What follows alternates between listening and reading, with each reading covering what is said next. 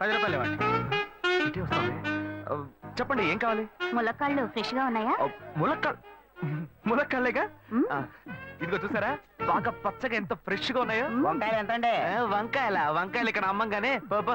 మీరు చెప్పండి ఎన్ని ములక్కాళ్ళు కావాలి? ఓ 10 ములక్కాళ్ళు ఇవ్వు బాబు. ఇదిగో ఇప్పుడే ఇస్తాను. ఈ టమాటాలెంత? టమాటాలు తక్కువేనండి. అసలు మీరు ఇంత ఎండలో ఎందుకు బయటకు వస్తారు?